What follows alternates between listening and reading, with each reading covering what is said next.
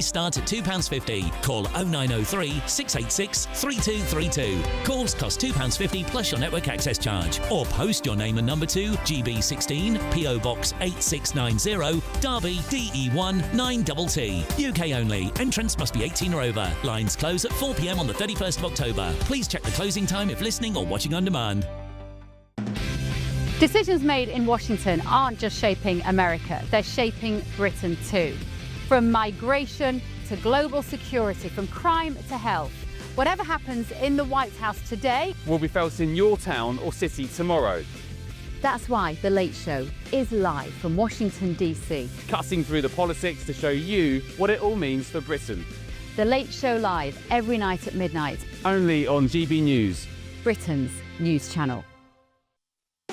You want to know what's really going on in the corridors of power? Labour don't know what to do with you half the time, and that makes you quite lethal in the chamber. Get behind the headlines with Chopper's Political Podcast. Join me, Christopher Hope, as I sit down with the great and the good of British politics. We'll see where this ruling takes us. These are the stories shaping our nation. Chopper's Political Podcast, available now on all platforms. Listen in and stay ahead. Mornings don't have to be tiresome, especially if you have the right company. Wake up to news as it happens, opinion and debate, and of course, a little bit of entertainment too. Because when the kettle's on, we're on. That's Breakfast on GB News, a show worth waking up for. Every morning from 6 a.m. Only on the People's Channel, Britain's news channel. We'll spread the news, you spread the word. Hi, I'm Michelle Dewberry, and my show is your opportunity to cut through all the noise and dive in headfirst to some robust debates. Ideas clash. Situation, No, because the failure is you're deliberately avoiding my point. Nothing's held back. And if you think this is the end of it, wait for more. And we do not shy away from the difficult stuff. Sometimes I want to shake people and say, if only you understood. So join me on Jubes & Co. weeknights at 6 p.m, only on GB News, Britain's news channel. Things don't have to be tiresome, especially if you have the right company. Wake up to news as it happens, opinion and debate, and of course, a little bit of entertainment too. Because when the kettle's on, we're on. That's Breakfast on GB News, a show worth waking up for. Every morning from 6 a.m. Only on the People's Channel, Britain's news channel. We'll spread the news, you spread the word. Michelle Dewberry, this is Jubes & Co. with you. Hello everyone, Patrick Christie is here. GB News, Britain's news channel. news channel. Access the stories that matter to you. Take the GB News family with you on any device. And as long as you have an internet connection, tune in to GB News anywhere on the planet or beyond. GB News, the People's Channel, Britain's news channel.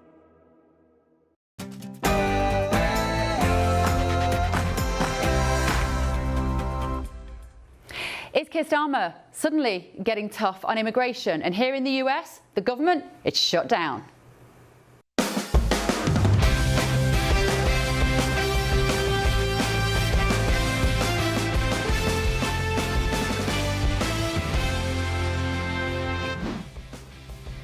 I'm Bev Turner. Thank you for joining me tonight on The Late Show Live. These are Farage boats in many senses that are coming across the channel. Many people come here to contribute to our society, but the numbers need to come down, and we're bringing them down.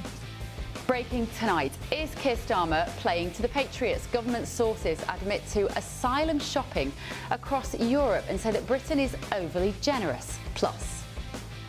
Now a man who transitioned came up and looked at the bar.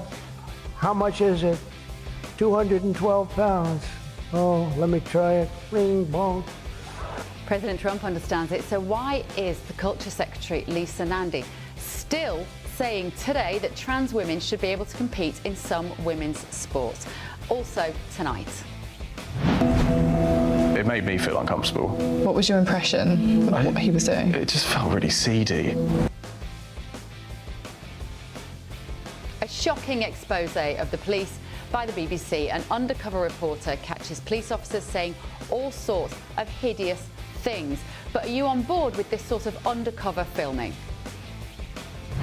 level of planting and leaking from other members of the family means that, in my mind, they have written countless books.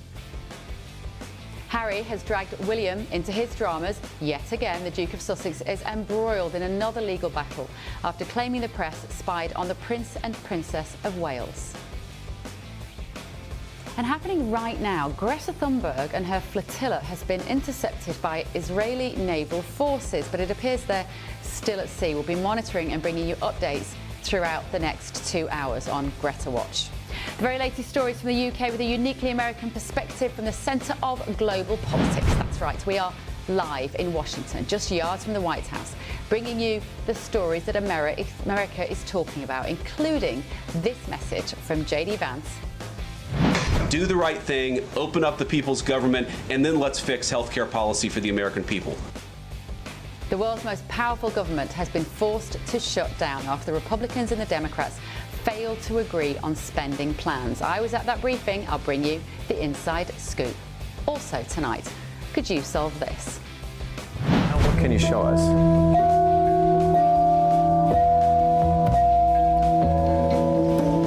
Very quiet in the audience.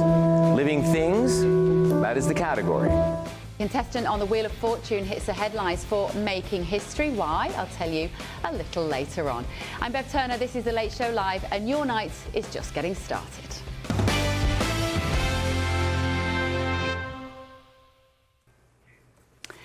So breaking right now on The Late Show Live on GB News, a bombshell admission from government sources. They have told GB News that migrants are asylum shopping across shopping.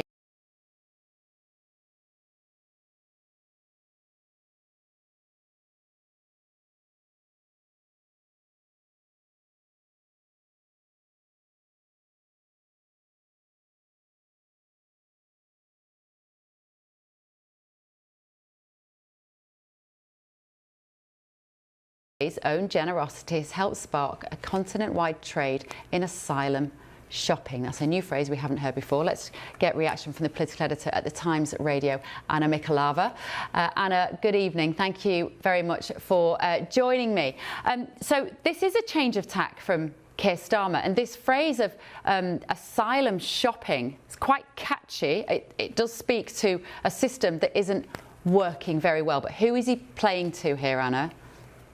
Well, he's trying to show himself as someone who can tackle.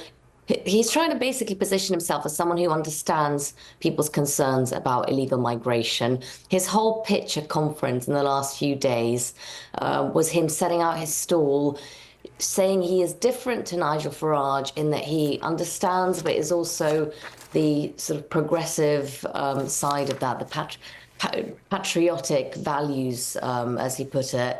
Now, on this specific policy, I mean, you notice the more catchy language, but I think a lot of people, when they listen to the government saying they've identified this area that needs tackling and they're going to tackle it, they mostly get concerned about why it's like this in the first place. So just to recap, refugees do not have much, very different entitlement to British people when they want to bring family members over.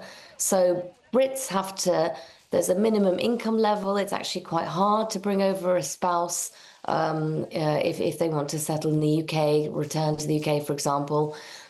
But if you're a refugee, currently there has been no limit and no requirements.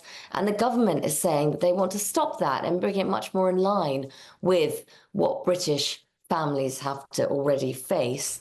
Now, bear in mind, this is similar to something that Yvette Cooper already announced in the summer. So since September, this system has been on hold already. What the government is saying now is they want to overhaul it completely and stop this as a draw for more refugees coming over. They're saying it has a so-called pull factor, that people know that they'll be able to bring family members easily, therefore that incentivizes to come and claim refugee status in the UK. And they're saying that the requirements will be that people will need to have work, they will need to have made a certain level of national insurance contributions, and they need to have community contributions, which is this new thing that the new Home Secretary, Shabana Mahmood, has been talking about, and also no criminal record. So I think, it sounds good, but all with the big caveat that in September, this has already been halted, this route for refugees, and yet people are still coming on the boats in record numbers. We had a boat with 125 people on it on Saturday, which is the largest ever number of people crammed onto one single boat. And Anna, how much do you think this has to do with the new Home Secretary, Shabana Mahmood? She's certainly talking a tougher game than her predecessor, but we saw at the Labour Party conference at the weekend, they are having to respond to the threat from reform, aren't they? So maybe she just has no choice but to start to pivot in that direction. I mean, Shabana Mahmood is definitely taking a different line to previous Home Secretaries. She has a reputation for being quite tough. She is on the so-called blue Labour tradition within Labour, which for a while now has been arguing for much tighter controls on migration. It completely opposed some of what was seen develop under the previous Labour government and, of course, the Conservative governments over 14 years on this front. So she is from that tradition within Labour, which a lot of people perhaps aren't as familiar with.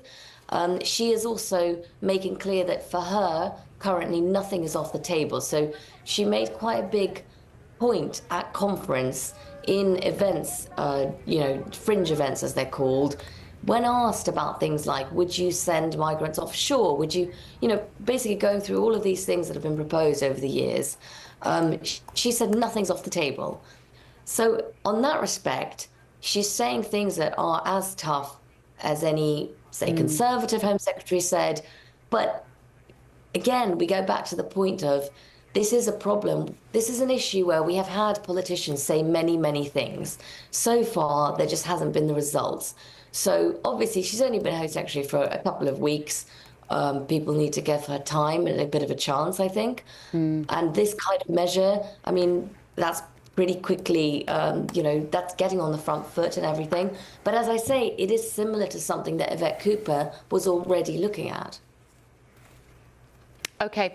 Anna, thank you so much for joining us from London this evening. Political editor at Times Radio, Anna Mahalava there. Let me know your thoughts this evening, gbnews.com/your say. I love to hear from you, as you know. I don't have many friends here in Washington yet, so it's always nice to hear from the UK. But here in Washington, DC, the government has been forced to shut down critical services after failing to agree on a spending package. So just to explain this, here in America, the government can only spend money if Congress agrees, which is essentially America's version of Parliament. So if politicians can't pass a budget in time, the funding runs out, and by law, large parts of the government must stop working, which is known as this shutdown. So when Republicans and Democrats can't agree on spending, the money basically dries up. Shutdowns become a sort of weapon, with both sides blaming each other until one backs down. So many non-essential services, you're just seeing J.D. Vance here, the Vice President, that was in the briefing room at the White House today. Many non-essential services shut their doors. Hundreds of thousands of federal workers are sent home with no pay. So a little earlier in the White House, when J.D. Vance was there, he made these remarks. Here he is. To the American people who are watching, the reason your government is shut down at this very minute is because, despite the fact that the overwhelming majority of congressional Republicans and even a few moderate Democrats supported opening the government, the Chuck Schumer AOC wing of the Democratic Party shut down the government because they said to us, we will open the government, but only if you give billions of dollars of funding for health care for illegal aliens. That's a ridiculous proposition. So to discuss this more, I'm joined by the White House correspondent for the Daily Caller, Reagan Reese. Reagan, great to see you. And political analyst Eric Ham. And Eric, I've spoken to you lots of times on Britain's Newsroom, always down the end of a camera. It's so nice to see you in real life. Right, just explain to us, Eric, in a little bit more detail, if you can, why this situation has arisen here, because it is very different to what we have in the UK. Okay, well, this goes back to the Big Beautiful Bill Act. The president was able to get this bill passed through Congress, and it cut $5 trillion. And as part of those cuts are going to impact health care. So people who receive the Affordable Care Act, people who are Medicare, Medicaid. And so what Democrats want is they want those subsidies, which will end at the end of the year, they want that money put back into the budget. And so what we're seeing here is they have now decided that they cannot support a continuing resolution, a bill that would just fund the government at its current rate until they actually see money added that will provide resources for the healthcare. And it ties in some degree to what I've just been talking to at the top of the show there about illegal migration. So correct me if I'm wrong, but isn't it partly because the funding will be to help healthcare for, as you call them here, illegal aliens, and that is what the Republicans are saying, we don't want that? It's very frustrating that that gets out in the ether because we have seen, even today, J.D. Vance talk about that, and it's an outright lie. And it's a lie because it actually is unlawful to provide health care to illegal aliens. And so every time they say that, they know that they're telling a lie because you cannot provide that. And so when they say they want money to provide health care to illegal aliens, that just simply isn't true. They want Americans to actually continue to get the subsidies so that they can be able to purchase health care on the open enrollment through the Affordable Care Act or through Medicare. So it's not about providing health care to anyone illegal in the country. It's about providing health care to Americans who have been receiving health care for years. But could it be that some of them are illegal aliens, Reagan? Is that how you see it? Well, first I'll just say that I think shutdown talk in terms of actually impacting Americans and whether Americans actually care is probably not going to be something that matters in the 2026 midterms. I think right now, if I was to go talk to any average Americans, they probably know about the shutdown, but then when it comes to 2026, this is going to be far from their minds. Yeah. And voters have short-term memories. I can concur, because I was out on the streets of Washington today, and in fact we will show you some of the clips a little later, trying to get people walking home to talk about shutdowns. They were either disinterested or, given it's Washington, they work for the government in some way, so they couldn't comment on it. But they were all very kind of nonplussed about that. Like, no, we're not bothered. We're not going to talk about that. It's a bit. Is it boring to people living here? Surely the impact is quite huge. You know, I feel like I've lived this already, this like same exact script. I covered the Biden White House for a year, and the Biden White House, we saw many shutdown fights over that time, and what we heard was Biden White House was blaming Republicans in Congress for shutting down the government. Republicans were blaming Democrats, and right now we essentially have the same script, except the parties are flipped. It's a Republican White House blaming Democrats, and Republicans blaming Democrats blaming Republicans. And so, yes, I think it's the whole talk of the shutdown can be a bit boring to people. But it's also fascinating, I think, for us as Brits, because, and again, correct me if I've got any of this wrong, because it is a little niche. The last shutdown was December 2018 to 19. It lasted for 35 days, and apparently the American economy lost $3 billion in that time in GDP because people just aren't spending their money, and the spending just stops. But it's becoming more common, the idea of a shutdown, because politics has become so partisan. So there's so much political points to be gained, Eric, in this fight now, rather than putting the people first. Well, I think it is no coincidence that the last shutdown we had was when Donald Trump was in office. And I do believe that there's no clear idea how long this could last. That, of course, that shutdown was the longest in history. Yeah. And you did have people, government employees, in fact, who were actually going to food banks because, again, government employees do not get paid until the government opens back up. They do get back pay.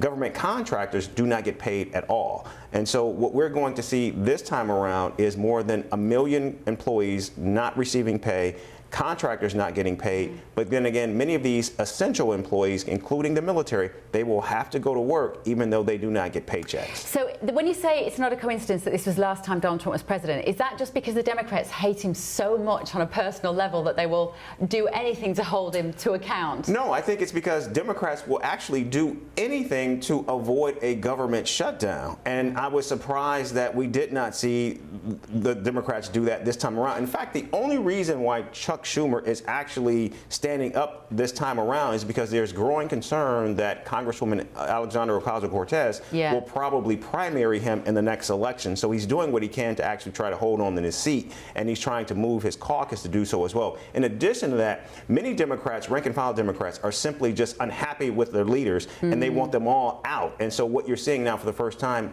is they're attempting to try to fight back. Well, it's a fascinating topic because it really is sort of politics wrought real, this, and the fighting. And like I say, over here you make the Brits look amateurs at this stuff.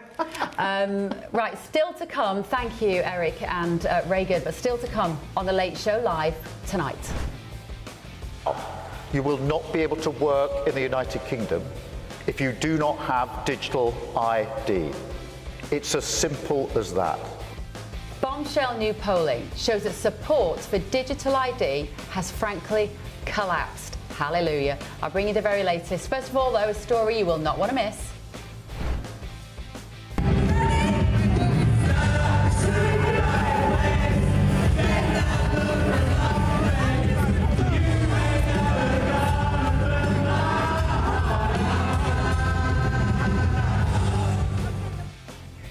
Oh, there's only one thing worse than politicians dancing, that's politicians doing karaoke.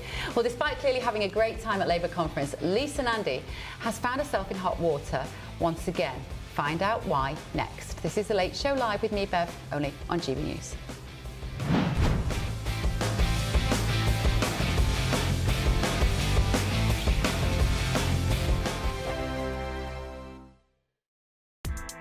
Join me, Nana Akwe, for an informative, interactive news programme with a difference. It's fun. No, you didn't say that, though. I'm so surprised. I think there's an element of truth to that. Join me from 3 p.m. every weekend, only on GB News, Britain's news channel. Hi, I'm Michelle Dewberry, and my show is your opportunity to cut through all the noise and dive in headfirst to some robust debates. Ideas clash. Situation, No, Because the failure is... You're deliberately avoiding my point. Nothing's held back. And if you think this is the end of it, wait for more. And we do not shy away from the difficult stuff. Sometimes I want to shake people and say, if only you understood. So join me on Jubes & Co. weeknights at 6 p.m, only on GB News, Britain's news channel. Britain was once the envy of the world, but look around. A nation that no longer knows what it is or where it's going. A country that's broken. How do we fix Britain? How do we bring it back? Friday night with Matt Goodwin at 8 p.m, only on GB News. Mornings don't have to be tiresome, especially if you have the right company. Wake up to news as it happens, opinion and debate, and of course, a little bit of entertainment too. Because when the kettle's on, we're on. That's Breakfast on GB News, a show worth waking up for. Every morning from 6 a.m. Only on the People's Channel, Britain's news channel. We'll spread the news, you spread the word. From the school run to the home run, watch a new show for all of Britain. So he can say whatever he wants. A straight-talking show where all voices are heard. And, you know, when are we going to stop talking about smashing the gangs and actually do it? With the stories that matter from every part of our country. There's a bit of a crash landing there for your Chancellor. Bold, fearless and standing up for you. That's me, Martin Dordme, 3 p.m. till 6 p.m, weekdays, here only on GB News. The People's Channel, Britain's news channel. In the GB Newsroom, we bring you the news as it happens. With our team of dedicated journalists across the UK, we're ready to keep you up to date with what's happening every half an hour, every single day. Bulletins here on GB News, the People's Channel, Britain's news channel. Westminster's full of talk, but out here, it's the real world. Am I allowed to talk now? No, that's it. This is where it matters, real people and real lives. That's what politics is all about. In fact, has Trump made a good start? No. Straight answers, no spin, and just a couple of pints. How many fingers have I got up? About 10. So join me for Lee Anderson's Real World every Friday at 7 p.m. only on GB News. The People's Channel, Britain's news channel.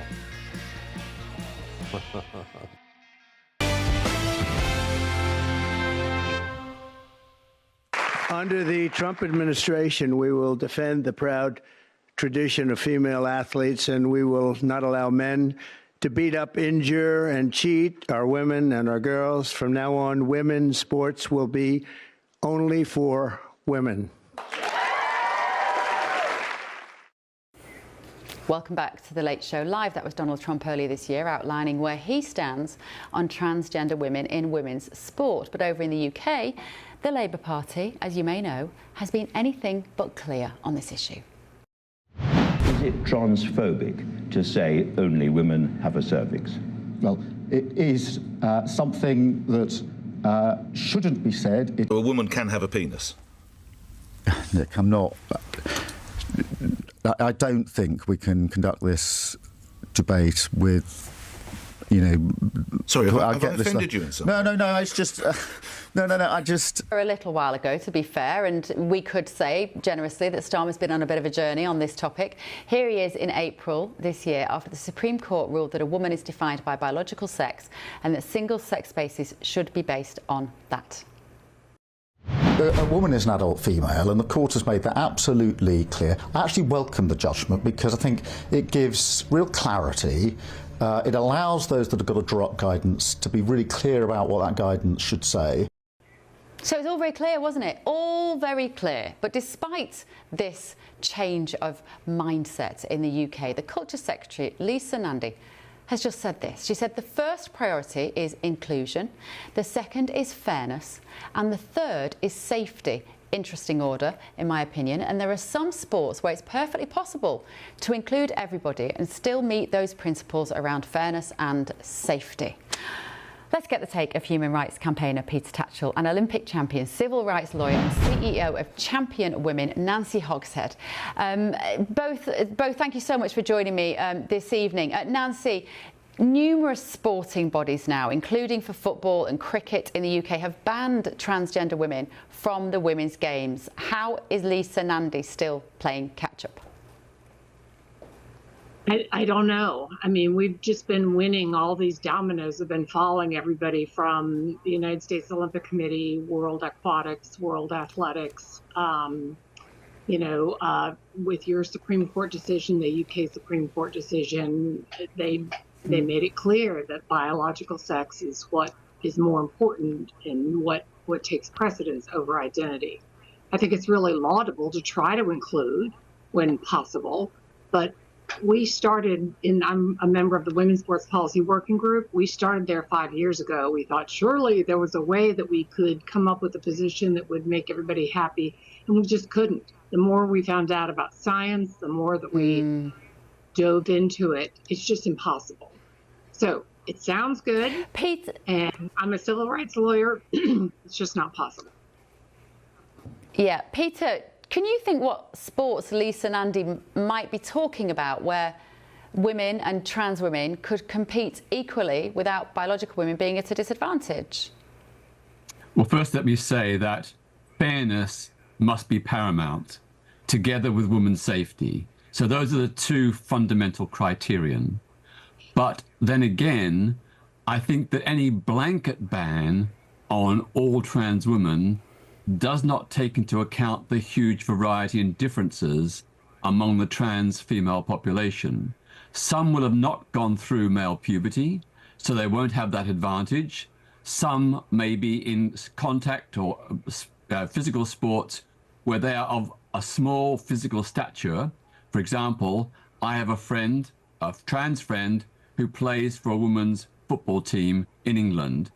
She is one of the smallest, least strong members of that team. Some of the biological women tower over her. They are much stronger. So I don't think there's any way that you could suggest that she is putting other women's safety in jeopardy or that she has an unfair advantage. So I think individual assessment is the way forward, not a blanket ban.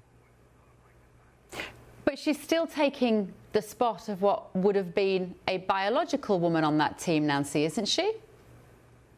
Yeah, absolutely. I mean, again, it sounds good to do this individual evaluation, but it's just not practical. And we can't say that it's okay, well, you know, we can have biological men compete so long as they're weak enough and as long as they've gone through enough, you know, surgeries or whatnot. Well, what if they amputated a limb? Would that make it fair? And the answer is no, that we have women's sports for women because of the biological differences between men and women overall. So as a swimmer, as an Olympic swimmer on the United States national team for 8 years, we had the same coach, same facilities, we trained together. We know the differences between men and women, and it's insurmountable. There may be, you know, one person that is, say, safe to go into the women's bathroom, or there may be, you know, weak or small, petite, but it's unenforceable. Like you could say, oh, you gained 6 pounds, so therefore you can't, you know, right? It just, there's no way for women's real lives, what we have grown up with, to be able to accommodate. But already sporting authorities have for many years been doing individual assessment based on athletes' testosterone levels. You know, that individual assessment has been going on. It has worked well within the rules and the framework that did exist. Plus, every athlete in elite sport has some advantages. You know, take Michael Phelps, the swimmer. He had an extraordinary 6.5 inches arm span. He had very large feet. He had incredible ankle mobility. He had an extraordinarily large heart and lung. But despite those physiological advantages, no one said his gold medal should be taken away from him. So I'm just trying to make the point that in all elite sports, there are going to be athletes who have advantages, but obviously in the case of trans women, we have to, you know, go that extra mile to make sure those advantages are not unfair. And, you know, I think if you look at, there are sports, going back to your original question, there are sports like chess and darts where it's very hard to imagine that a trans woman has an advantage over other women. Very hard to imagine because there's no real physical strength or other attributes. And in fact, some may say that there are certain women have advantages in those particular sports. They have particular advantages, and trans women are at a disadvantage. Well, if I can just respond. Just last word then.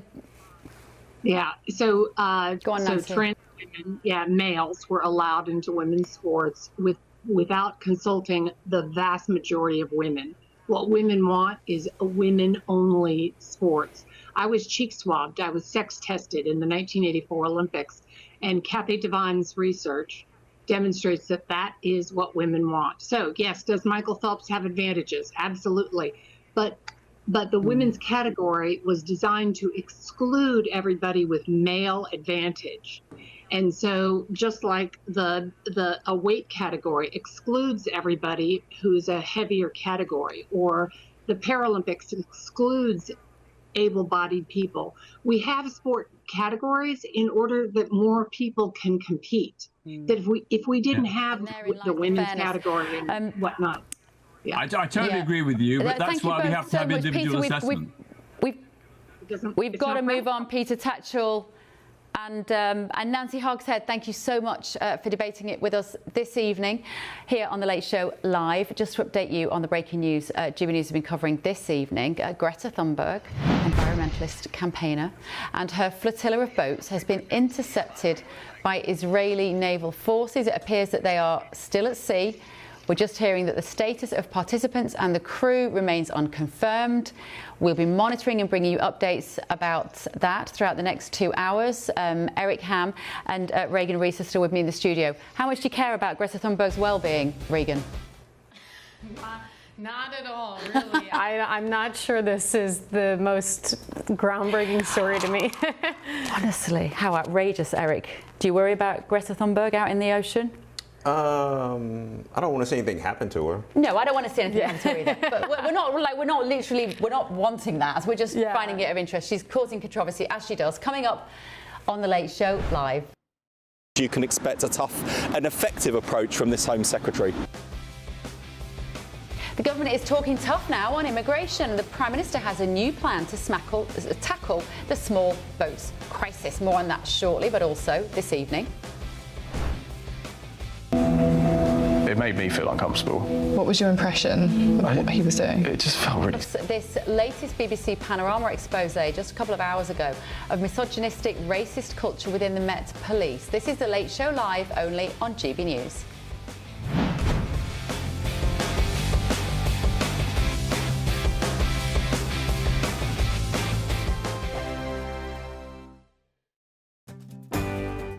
I'm Michael Portillo. This is GB News, the People's Channel, Britain's news channel.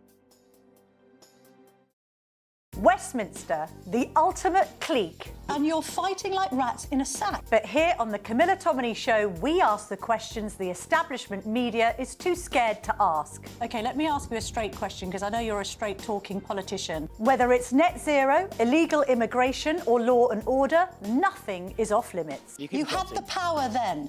Yeah, as I and say, now you've lost it. That's the Camilla Tominey Show, a politics show that's fearless. But no, let me finish my question if you don't mind, because it is my show. Sundays at 9:30, only on GB News, the People's Channel, Britain's news channel. Miriam, you can't be serious. Scrapping the triple lock on state pensions? Madness. Andrew, we just can't carry on pretending. The numbers just don't add up. We've got to be honest with people. We've got to face the facts. That's what people want. Well, that's what you get on GB News and on Britain's Newsroom. Lively debates, lively conversation. Britain deserves a newsroom that puts the facts and your voice first, and we're not afraid to hold power to account. And each other. So join me, Andrew Pearce. And me, Miriam Gates, for Britain's Newsroom, weekdays from 9:30 on GB News. The People's Channel, Britain's news channel. At GB News, we love to hear from you, our loyal community. So drop us a line at gbnews.com/yoursay. There you can talk to each other and also to the presenters live on air. gbnews.com/yoursay, because GB News is your channel, Britain's news channel. Westminster's full of talk, but out here, it's the real world. Am I allowed to talk No, now? that's it. This is where it matters, real people and real lives. That's what politics is all about. In fact, has Trump made a good start? No. Straight answers, no spin, and just a couple of pints. How many fingers have I got up? About 10. So join me for Lee Anderson's Real World every Friday at 7 p.m. only on GB News. The People's Channel, Britain's news channel. From the school run to the home run, watch a new show for all of Britain. He can say whatever he wants. A straight-talking show where all voices are heard.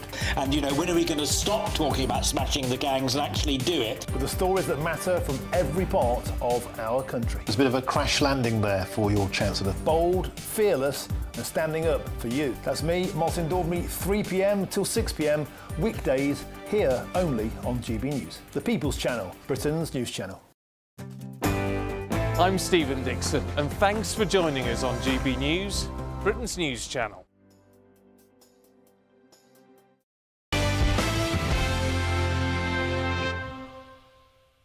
Welcome back to The Late Show Live. I am Bev Turner. I've still got Eric and Reagan in the studio with me, and we're going to be discussing all sorts of brilliant issues tonight that cross both your country, where you are in the UK, and here, of course, in America. Let's have a look at some of the newspaper front pages tonight. They've only just landed.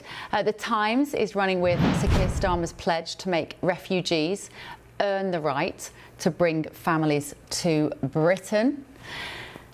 The I paper is also leading on the Prime Minister's plans to reduce what they're calling the pull factors driving illegal migrant crossings. Refugees stripped of automatic right to have families, they say.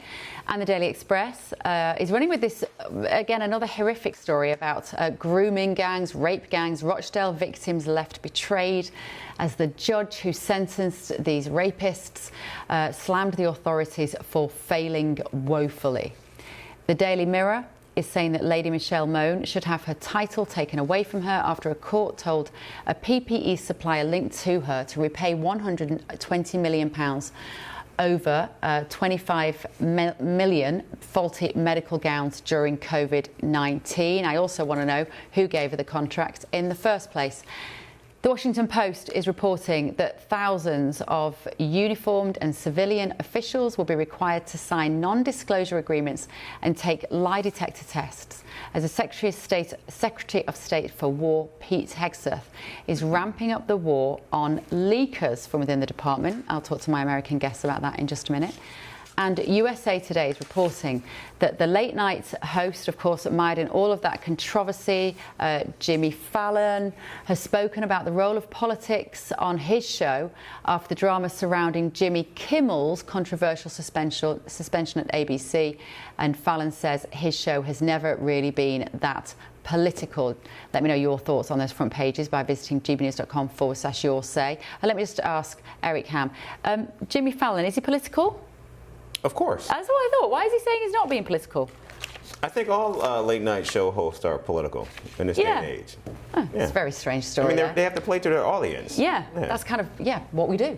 Right, we're going to come back to the panel in just a minute. Let's go back to London as well and speak to the political editor at Times Radio, Anna Mahalova. Anna, thank you very much for going through these stories with me from over there. Right, should we start with this, the story on Michelle Mone, Baroness Mone. Now, we all remember the pandemic, only too clearly, where the government suddenly ripped up the usual routes to contracts, and suddenly it was this lane, wasn't it, this elite lane there you could just get a government contract, and let's face it, these were hundreds of millions of pounds. Baroness Mone, she was known for selling bras and lingerie at the time, but suddenly managed to get her hands on some PPE. She flogged it to the government, her and her husband. Didn't work, and now she's been found guilty of what exactly? What's she having to do? She's having to repay the value of the contract, so £122 million for effectively hospital gowns that they sold through this company, which ended up being faulty. So these gowns were not sterile in the way that, as we know, hospital equipment has to be. And the Department of Health that awarded the contract then sued this company, which is linked to, as you say, Michelle Mone and her husband, Doug Barrowman. Now, all of this is this very long-running saga about very controversial VIP lanes, where when the pandemic happened, Boris Johnson basically set up this system where he said, he was Prime Minister at the time, and he said, ministers who know people in business and entrepreneurs who might be able to help this national effort of tackling the pandemic, they can suggest trying to get this any kind of PPE, so protective equipment, hospital gowns, things like that, face masks. Remember, there was a big shortage of face masks, and this created quite a lot of window for opportunism. So Michelle Mone's company was set up. It didn't trade before on this. It wasn't producing hospital gowns before. It just kicked into gear and suddenly said, we can deliver millions of hospital gowns. And then, surprise, surprise, they were not up to the correct standard. They were unusable, and now after this very lengthy saga and very lengthy court case, the company has been ordered to repay the money. And there are now calls, as you see from that Mirror front page, to strip her of her title, to say you should not be in the House of Lords anymore. Let me bring my panel in, Anna, as well. Reagan, you must have had similar sorts of controversies here during the pandemic. With these, suddenly there were companies that never sold masks and gowns before, cashing in, and the whiff of corruption about it all, and people being given contracts to their mates. Did you have something similar here? Not immediately that comes to mind, but I just do think that the pandemic was such a crazy time, and that the country was kind of figuring out how to react. I personally was still in college when the COVID-19 pandemic hit the United States, and just, I think, the scramble within the country to get masks, to get gowns, to get ventilators, to get a vaccine, and also figure out how you're going to address this. I remember playing college softball and being on the road and hearing that, you know, the Ivy League had shut down their season, and we were still playing and having a good time and hanging out together. And then a couple weeks later, we also were shut down. And so just kind of that weird delay in how to figure anything out. And amongst that drama, Eric, opportunities arrive, don't they, for people to just cash in on suddenly a pandemic, which meant, like I say, all the usual checks and balances went out the window. Well, there was this thing from the government. It was called the PPI loans. Right. And there was a lot of pushback because there were so many people in Congress, athletes, who had taken out these loans, and then they did not have to repay these loans. And so if there was a scandal about how some people took advantage of the pandemic, it was that area. And it really came out on this whole issue of student loans, because you had the Biden administration who was now saying that people didn't have to pay their student loans, but then you had people in Congress saying, oh, they should have to pay these student loans back, and then we found out these same people were saying they should pay these loans back to the government. We find out they had not paid back these loans to the government over COVID. And so that became like a really big issue in terms of who should and who should not have to pay. Yeah, it's very similar in many ways. Let's go back to Anna and look at this story about the Rochdale victims. This is another court case of these predominantly Pakistani men, 2 Rochdale grooming gang victims. It says the judge, they were let down. 7 men locked up for a total of 174 years, Anna. It's does this mean these cases are still happening now, or is this an historical one which has just come to court?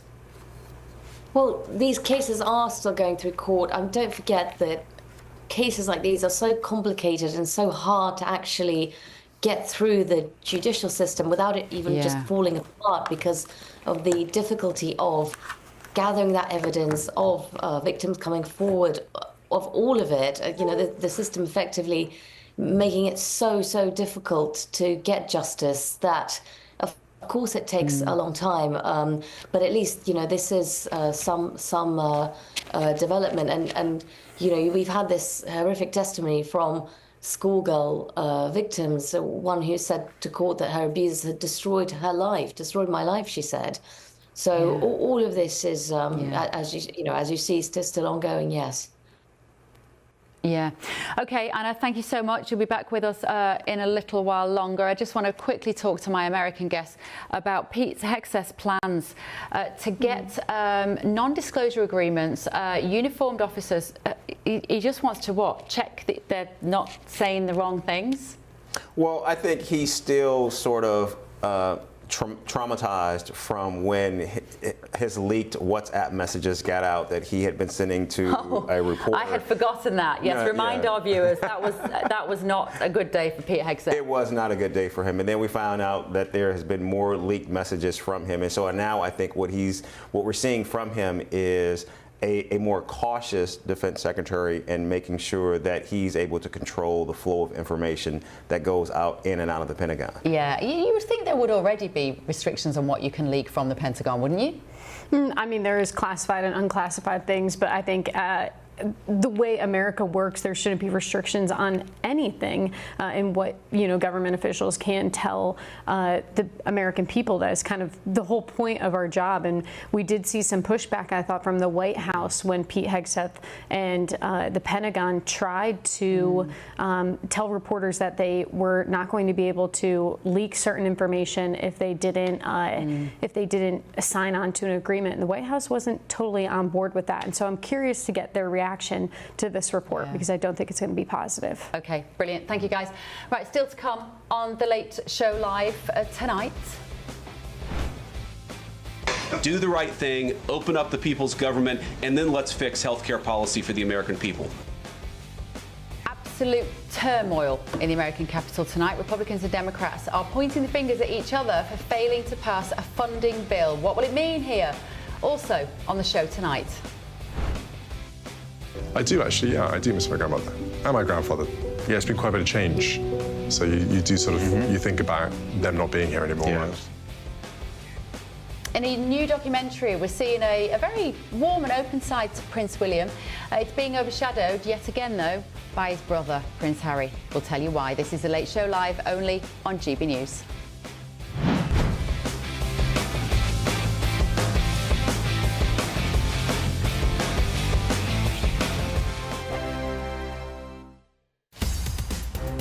From the GB Newsroom, we bring you the news as it happens. With our team of dedicated journalists across the UK, we're ready to keep you up to date with what's happening every half an hour, every single day.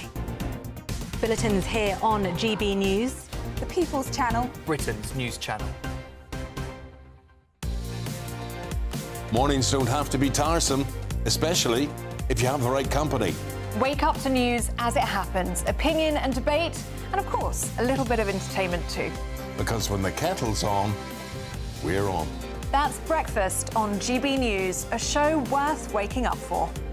Every morning from 6 a.m. Only on the People's Channel, Britain's news channel. We'll spread the news, you spread the word. Westminster's full of talk, but out here, it's the real world. Am I allowed to talk No, now? that's it. This is where it matters, real people and real lives. That's what politics is all about. In fact, has Trump made a good start? No. Straight answers, no spin, and just a couple of pints. How many fingers have I got up? About 10. So join me for Lee Anderson's Real World every Friday at 7 p.m. only on GB News. The People's Channel, Britain's news channel. At GB News, we love to hear from you, our loyal community. So drop us a line at gbnews.com/yoursay. There you can talk to each other and also to the presenters live on air. gbnews.com/yoursay, because GB News is your channel, Britain's news channel. Join me, Nana Akweer, for an informative, interactive news programme with a difference. It's fun. No, he didn't say that, though. I'm so surprised. I think there's an element of truth to that. Join me from 3 p.m. every weekend, only on GB News, Britain's news channel. You want to know what's really going on in the corridors of power? Labour don't know what to do with you half the time, and that makes you quite lethal in the chamber. Get behind the headlines with Chopper's political podcast. Join me, Christopher Hope, as I sit down with the great and the good of British politics. We'll see where this ruling takes us. These are the stories shaping our nation. Chopper's political podcast, available now on all platforms. Listen in and stay ahead. Hi, I'm Michelle Dewberry, and my show is your opportunity to cut through all the noise and dive in headfirst to some robust debates. Ideas clash. Situation, No, isn't it? no, Because the failure is you're the failure is deliberately avoiding my point. Nothing's held back, And if you think this is the end of it, wait for more. and we do not shy away from the difficult stuff. Sometimes I want to shake people and say, if only you understood. So join me on Jubes & Co. weeknights at 6 p.m. only on GB News, Britain's news channel. The level of planting and leaking from other members of the family means that, in my mind, they have written countless books. That, of course, is Prince Harry being dragged by, is dragging his brother, into his latest court battle, this time with the publisher of the Daily Mail. Lawyers for the Duke of Sussex say private investigators were paid to spy on the Prince and Princess of Wales. The move could cause a fresh rift between the brothers, just days after Harry and his father held Crunch reunion talks. Let's get the take from former royal butler and author of the new book, The Royal Butler, Grant Harold. Grant, thank you so much. Great to see you. Harry just can't help himself, can he? It's like this subliminal desire to just get attention from his family at every single junction. I'm sure this is the last thing Kate and William want to have to deal with. Absolutely, and it's very bizarre because I thought after the recent meeting with his father that things would, personally, I thought things would improve. And I don't know, I kind of thought that because there's been so many legal battles. In fact, I was reading up about Queen Elizabeth. I think throughout her 96 years of life, she was involved maybe in several legal battles. I wouldn't even like to imagine how many a 41-year-old Prince Harry's been involved in. And every time there's a legal battle, it seems to bring in members of the family. And this time it is bringing in his brother and his sister-in-law. And I kind of have a feeling this is the last thing they will want just now is getting involved in this. But he hasn't really given them much of an option. My panel are just here. We're just chatting about the fact that in America, of course, Harry and Meghan Markle inspire a little sort of reaction from people. Some good, some still bad. But in the UK, Grant, he's just deeply unpopular now. I don't see any situation in which he can come back in the eyes of the British public. No, you're absolutely right. I mean, it's very sad because obviously several years ago he was one of the most popular members of the royal family, and now he is very unliked. I mean, it's extraordinary. I mean, I've just been on a British cruise, a UK cruise, with a lot of Brits, and a lot of them will come up to me saying that, you know, when he lost his mother, they were all supportive, they all adored him, and now they really don't want him to ever come back to the UK. They don't want him to have anything to do with the royal family. And because of this recent meeting, they're all worrying that he is trying to come back. And that's quite sad. That's the amount of damage that he's done. And I don't see how he can come back. It's so sad.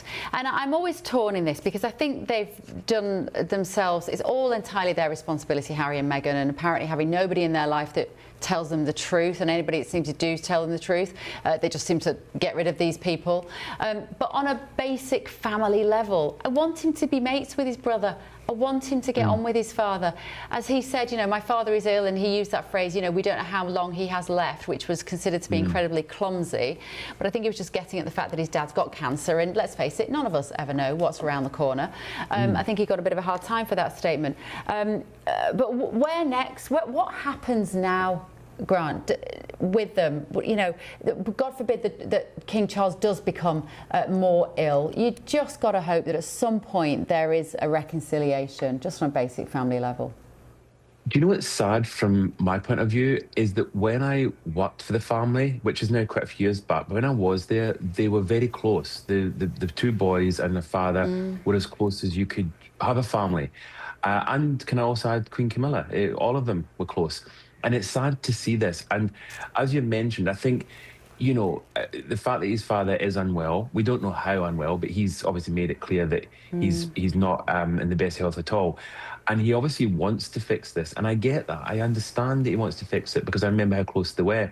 But I think what's difficult for his father is that when he does these kind of things, has these kind of legal battles, says these things, does these interviews, does these books, you know, it breaks down the trust. And it's extraordinary because the trust is a big thing for all the family, including Harry. I remember when I was there, that was a big thing for him. So I don't understand why he's, I don't understand. I don't know, maybe he's just struggling. I don't know. It's just very bizarre. And it's very sad for myself and colleagues who remember the good days, the days when they were one happy family, to see what a mess it is now. Yeah, his mother would despair, I'm sure. Former royal butler there, Grant Howard, in a very beautiful house in the Cotswolds, if you don't mind me saying. Thank you so much. I was having a little nose around the back when you sat there. Let me come to my panel. Reagan, how do you feel about Harry? Is he a popular character here? Definitely not. I think he's not popular because of what Meghan has, you know, the way she's acted in the United States. You know, it's always cool. We don't have royals, so it's cool to look at them, but no, not popular. Eric, I think it's just sad, all in all. Oh, it's sad, but clearly I think there is a segment of the population in the United States that love Harry and Meghan, and people cheer them on like, hey, Meghan's got her man. Go for it. Amazing. Interesting. More to come in the next hour. We're going to show you a clip of a contestant on Wheel of Fortune's made history. First, though, Aidan with your weather.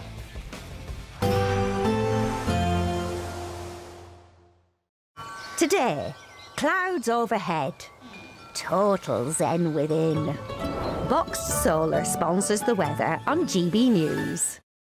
Hello, a very good morning to you. Welcome to the latest update from the Met Office. Storm Amy has been named, likely to hit the UK during Friday night. But for the start of today, it's a fine start for many of us. Largely cloudy before some heavy rain turns up across the northwest. Now, this rain isn't Storm Amy, but it is just ahead of the storm, and it's likely to bring some impacts to western Scotland, where we've already had some very wet weather through the week. That rain eased off overnight, but it turns heavier and more persistent once again through Northern Ireland and western Scotland by the afternoon. With the breeze here as well, it's going to be an unpleasant afternoon. But elsewhere, any mist patches soon clearing, bright enough for the Midlands, the south and southeast of England, and feeling warm once again with relatively light winds. That won't be the case for much of Scotland as we end the day. The heavy rain moves into the north and parts of eastern Scotland as well. It continues through the west with another 50 to 80 millimetres of rain over western Scotland during the next few days, on top of what's already fallen this week. Risk of localised flooding. Northern Ireland also seeing a very wet rush hour. West Wales and Cornwall at this stage starts to see the rain, and it's during the night that the main swathe of winds and rain moves through across the UK. So a lively night of weather for many of us. Wet and windy, some heavy rain out there for a few hours before eventually, as dawn breaks tomorrow, those outbreaks of rain affecting East Anglia and the southeast, the far north of Scotland as well, but drier elsewhere and a very mild night to come. A notable difference stepping outside in the south first thing compared with the much cooler mornings we've seen so far this week. And actually there's a relatively fine spell of weather in between systems during Friday itself. Some spells of sunshine come through across central and eastern parts, feeling warm once again, but you can see outbreaks of rain already by now reaching western areas, and the wind picks up as Storm Amy arrives. Today, clouds overhead. Total zen within. Boxed Solar sponsors the weather on GB News. Mornings don't have to be tiresome, especially if you have the right company. Wake up to news as it happens, opinion and debate, and of course, a little bit of entertainment too. Because when the kettle's on, we're on. That's Breakfast on GB News, a show worth waking up for. Every morning from 6 a.m. Only on the People's Channel, Britain's news channel. We'll spread the news, you spread the word. Hi, I'm Michelle Dewberry, and my show is your opportunity to cut through all the noise and dive in headfirst to some robust debates. Ideas clash. Situation, no, isn't it? No, Because the failure is you're deliberately avoiding my point. Nothing's held back, And if you think this is the end of it, wait for more. and we do not shy away from the difficult stuff. Sometimes I want to shake people and say, if only you understood. So join me on Jubes & Co weeknights at 6 p.m, only on GB News, Britain's news channel. Join me, Nana Akweer, for an informative, interactive news programme with a difference. It's fun. No, he didn't say that, Dave. I'm so surprised. I think there's an element of truth to that. Join me from 3 p.m. every weekend, only on GB News, Britain's news channel. At GB News, we love to hear from you, our loyal community. So drop us a line at gbnews.com/yoursay. There, you can talk to each other and also to the presenters live on air. gbnews.com/yoursay, because GB News is your channel, Britain's news channel. Westminster, the ultimate clique. And you're fighting like rats in a sack. But here on the Camilla Tominey Show, we ask the questions the establishment media is too scared to ask. OK, let me ask you a straight question, because I know you're a straight-talking politician. Whether it's net zero, illegal immigration or law and order, nothing is off limits. You had the power then. Yeah, as I and say, now you've lost it. That's the Camilla Tominey Show, a politics show that's fearless. But no, let me finish my question if you don't mind, because it is my show. Sundays at 9:30, only on GB News, the People's Channel, Britain's news channel. From the school run to the home run, watch a new show for all of Britain. He can say whatever he wants. A straight talking show where all voices are heard. And, you know, when are we going to stop talking about smashing the gangs and actually do it? With the stories that matter from every part of our country. There's a bit of a crash landing there for your Chancellor. Bold, fearless and standing up for you. That's me, Martin Dawdney, 3 p.m. till 6 p.m, weekdays, here only on GB News. The People's Channel, Britain's news channel. I'm Tom Harwood. This is GB News, Britain's news channel.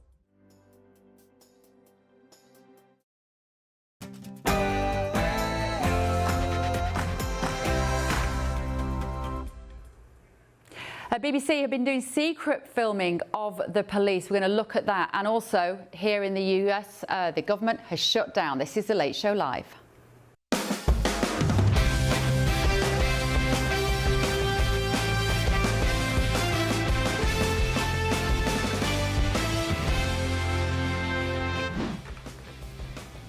Thank you for joining me. I'm Bev Turner. Tonight on The Late Show Live.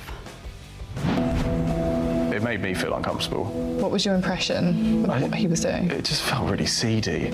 A shocking expose of the police by the BBC. An undercover reporter has caught police officers saying all sorts of hideous things. I'll tell you the perspective of my American panel. And what is the perception of Bobbies on the beat here as well? How do we compare? These are Farage boats in many senses that are coming across the channel. Many people come here to contribute to our society, but the numbers need to come down, and we're bringing them down. What is Sir Keir Starmer doing now? Is he just playing to the Patriots? Government sources admit to asylum shopping across Europe and say that Britain is being overly generous. Plus, happening now, Greta Thunberg and her flotilla has been intercepted by Israeli naval forces. It appears they're still at sea. We're going to be monitoring and bringing you updates throughout the next 2 hours. And the very latest stories from the UK with a uniquely American perspective from the centre of global politics. That's right, we are live in Washington, D.C., just yards from the White House, bringing you the stories that America is talking about, including... Do the right thing, open up the people's government, and then let's fix healthcare policy for the American people. The world's most powerful government has been forced to shut down after Republicans and Democrats failed to agree on spending plans. Plus tonight, it's the showbiz story of the week. We'll get all the details of Nicole Kidman and Keith Urban's split from a top divorce lawyer as some grisly details start to emerge. Also tonight, could you solve this? What can you show us?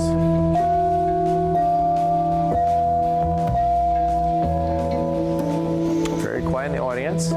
Living things, that is the category. A contestant on Wheel of Fortune has hit the headlines for making history. Why? I will tell you in a little while. I'm Bev Turner. This is The Late Show Live, and welcome to the second hour. The stories get hotter, the pace gets faster. The brakes have been dropped. Don't go anywhere.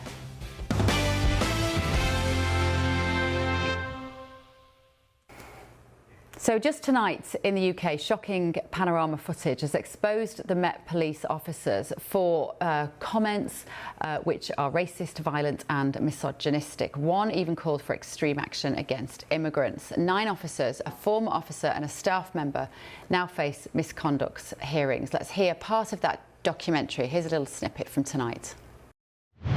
We filmed officers who don't appear to believe women when they report being victims of crime. Yeah, she was pregnant. Tried to kill her father. That's what she says. Officers displaying racist and discriminatory attitudes. Islam is a serious problem, I think. Muslims hate us. Hate us, proper hate us. And revelling in the use of force. He's got his birthright. He's just gone. Let me know your thoughts this evening, gbnews.com/your say. But let's get the take of former Metropolitan Police Officer Chris Hobbs. Chris, good evening. Thank you very much for joining me. I don't mind admitting I'm deeply uncomfortable when I see people secretly filmed, off work, chatting with their friends, snippets taken in isolation that could literally end their job and their lives. In some cases, this could be destroy families, destroy careers. I'm not comfortable with it, Chris, even if some of the things they're saying are terrible. How do you feel? Yeah, like you, I think I was absolutely appalled when I watched the programme. We knew it was going to be bad. I was talking to police officers earlier today. There was a protest in Whitehall, and they were all dreading, frankly, this programme being aired, because their fear was that, quite simply, they will be smeared. Every single police officer in the Met now will be smeared, all those on the front line. And that's something really you have to say, is it something they deserve? What the programme focused on here, rightly, was the appalling attitude of 11 police officers or so. Absolutely dreadful. But it's worth mentioning as well that in the programme, the gentleman who went undercover made the point. He made the point that he sees many police officers doing their jobs professionally and with empathy. I saw many police officers doing their job to the best of their ability. Hats off to them. They were dealing with complex mental health needs, violent, confrontational people. Now, that isn't to excuse the woeful behaviour that we saw. And it's only occupied maybe a minute of the whole programme. But it is worth, when you look at their appalling behaviour, it's worth bearing in mind the fact that there are about 600 police officers working out of Charing Cross. It's a very difficult place to work. And probably over the last 24 hours, if you looked at the CAD record of what they did, answering the calls and so on, you would probably find, you will find, examples of selfless behaviour, kind behaviour, brave behaviour. But quite rightly, the spotlight is on these clowns. And they've done their colleagues no service at all. And what's going to happen is officers are already hemorrhaging out of the Met, morale is on the floor, and more officers, frankly, are going to go. I mean, I think who would want to be a police officer in 2025 where you're already restricted in terms of how you can treat people, and that is not always a bad thing, of course, but there are much stricter rules now than there ever have been before. At any minute, somebody on the street can pick up a phone and stick it in your face and film you on just one wrong move. You just wonder how anybody still wants to become a copper, Chris. Like, we are going to see surely, and I'm not sure programs like this don't help. We're not going to see the application rates for this job continue at the same rate, are we, in the UK? No, and there was a piece on social media recently, a so-called auditor who was in the face of a police officer, giving him some ferocious four-letter abuse. And the police officer just took it because he didn't feel confident that if he arrested this so-called auditor, that the system would back him up. If the auditor was injured, for example, would that mean an investigation? Would it mean that the officer will be suspended for weeks, months, maybe years? So officers at the moment aren't really sure of what they can, what they can't do, and whether they will be supported by the senior officer. Now, obviously, Mark Rowley, quite rightly, was horrified, as we all were, by what we saw today. But what we'd like to see, I think, is a little bit of balance in terms of what police officers are having to put up with, and a lot of them aren't putting up with it anymore. Chris, let's have a look at that sort of Sir Mark Rowley, the Met Police Commissioner, and what he said in reaction to this documentary. Here he is. I understand the people of London are going to be really upset by this. Some it will cause to question the trust they hold the police in.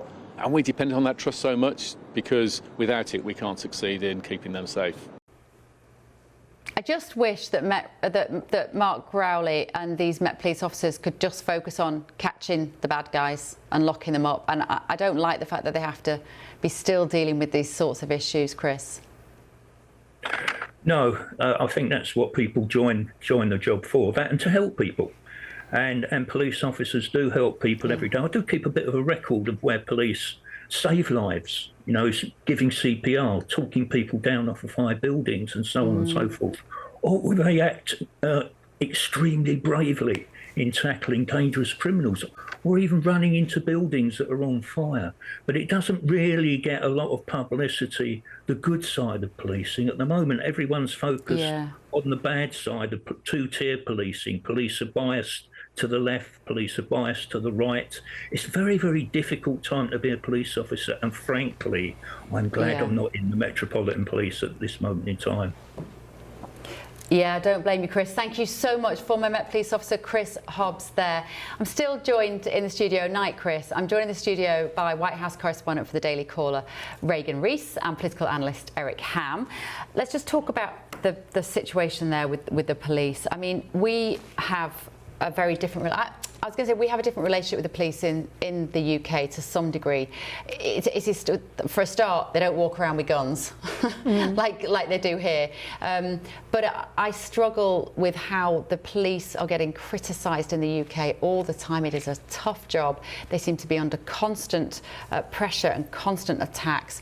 How are the police perceived here in America, would you say, Reagan? Well, I think in 2020, following the killing of George Floyd, there were riots and a lot of frustration towards the police following that. And I think ever since, the police have had a difficult time kind of getting in the back in the good graces of Americans. And I think they've been heavily scrutinized. And I've heard other people say before, you know, maybe you go to other countries and the police are seen as people who are meant to help you. But here, you're in America, you're driving down the road, you see a police officer stopped on the side of the road, and you just pray to God they're not going to pull you over and give you a ticket and see them as maybe this negative thing that's not there to help you. But you know, it's when you live in a city like Washington, D.C., where, especially as a young woman, you don't feel safe maybe walking home at night. You want the police to feel like they can do their job and they can protect Americans without, you know, facing public backlash. I have never been in a city where there are so many police officers as there are in Washington, D.C. Well, that's because now we're under federal control, and Donald Trump has sent in the National Guard. And well, that's marvellous, Eric. What a wonderful thing to do. As a woman walking home, I feel safe at night. That's a good thing, right? Well, some people would say that it is. Some people might say otherwise. No, I think it just makes the city look less safe, and I think it gives it a sense of a tyrannical feel, having so many military officers walk around the city, to say nothing of the fact that they are not trained at actually policing, and they don't have the ability to actually arrest people. They are there to keep the peace, law and order, things like that. But in a city like Washington, D.C., is that really needed? And I think what we're seeing right now, in terms of how police are being treated in the UK versus how the police are being treated in Washington, in the United States, I think it's very similar. Right now, these jobs are seen as very thankless. You're seeing someone with a camera every single day who is recording police officers doing their job. There's always the threat of a police officer not going home at the end of their shift. And so I think right now the job is becoming increasingly more difficult, to say nothing of the fact in the United States, where we're seeing an increased level of political violence that police officers now have to be concerned with. So it's becoming increasingly difficult, to say nothing of the stress that police are under. I do find it fascinating. As a woman, do you like seeing the National Guard on the street? Yeah, I'll actually share this anecdote. I had a friend who was riding the metro late at night. She was coming back from a date, actually, and a deranged man started saying, you know, if I see your skirt come up any further, I'm going to do bad things to you, and was screaming at her and threatening her.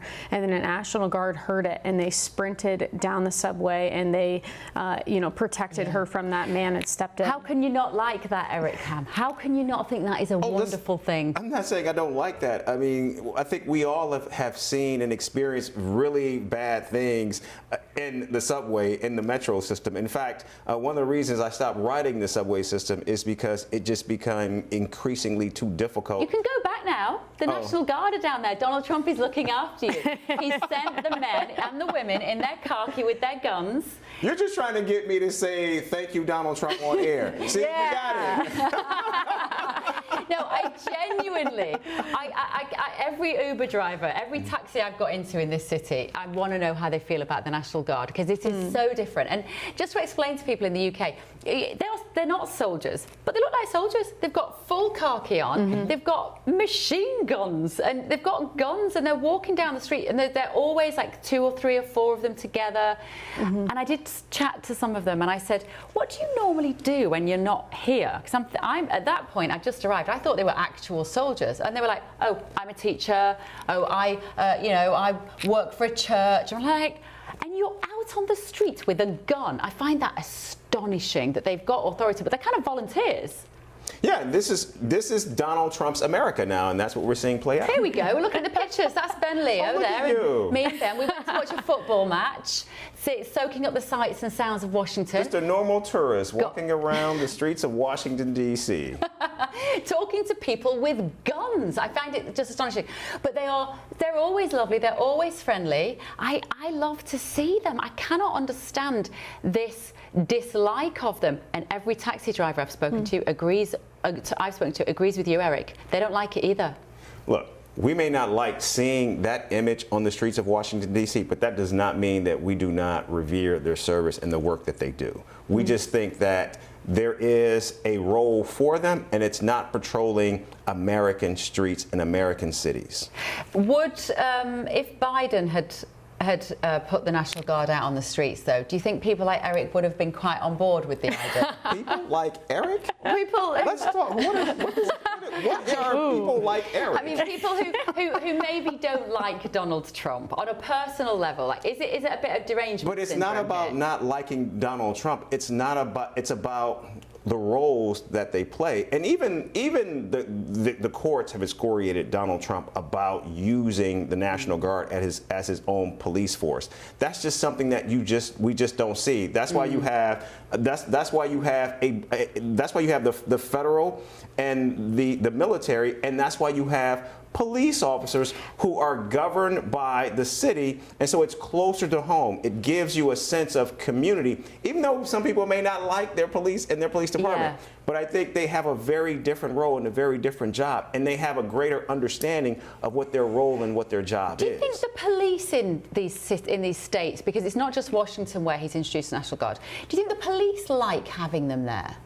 Or do the police feel that they are backup for them? Or do they think, hang on, get off my patch? We actually heard from the police chief of Broadview where they are in Illinois, and he said that he had never been spoken to the way he was by a member of ICE, of those agents, someone in law enforcement had never spoken to him that way. Now, so ICE is another issue altogether, though. That's another level of but this legal is but again, this is Donald Trump's America that we are seeing play out. And again, it looks great. I mean, if that were a postcard of you with those officers, if I seen that postcard, if you sent that postcard to me, I would hang that up on the wall I'll print it off for you, Eric. I'll give you a copy of it. Because that though, and also it's appealing to tourists. I mean, not no, it's not. You may not have it. It is. As a Brit and as a woman, my kids were here and they were like, wow, like, Mum, it's so cool that you walk out and I know you're safe. I love that. Safety is, I think, a Tell my children concern. You want to take those soldiers off the road so that their mother is in more danger. No.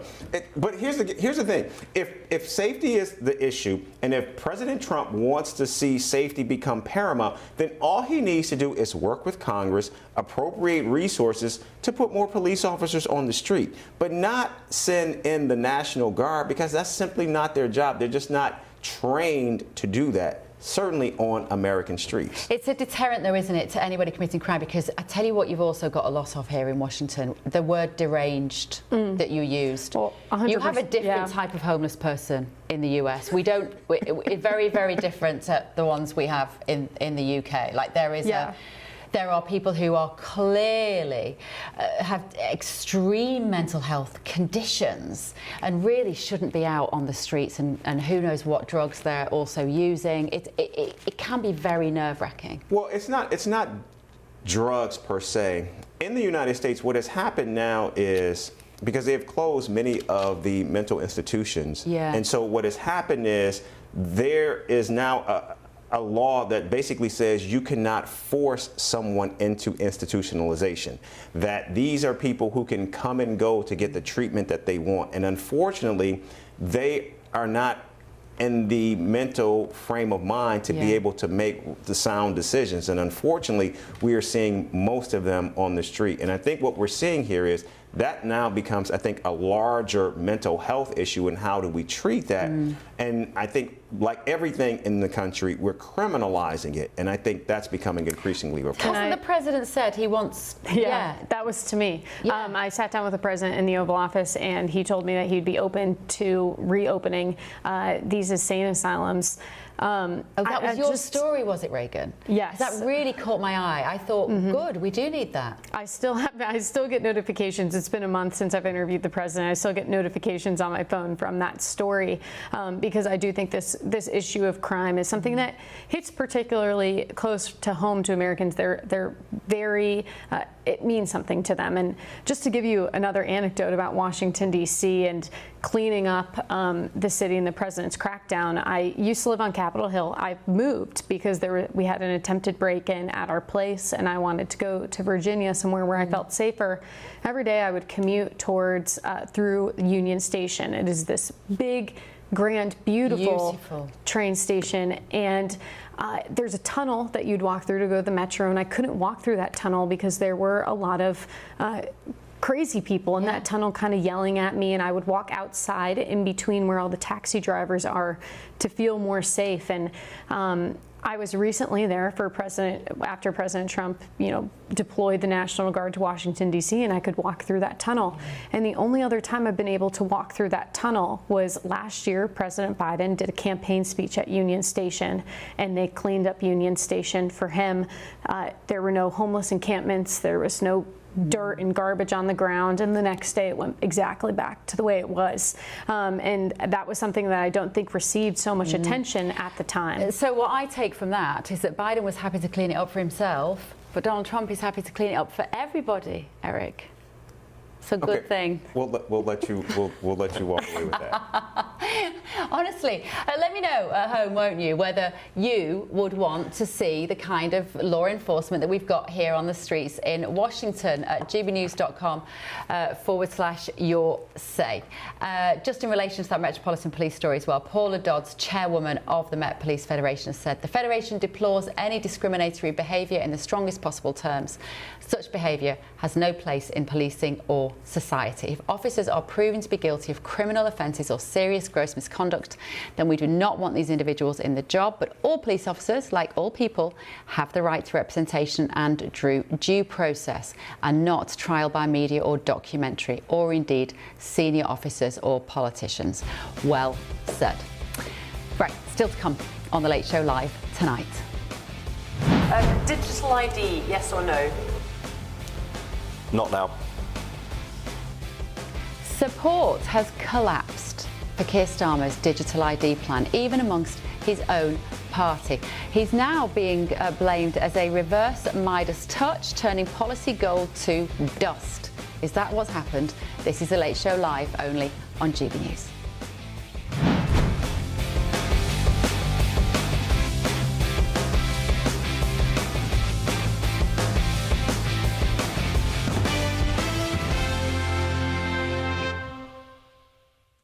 So here in Washington, D.C., the government has been forced to shut down critical services after failing to agree on a spending package.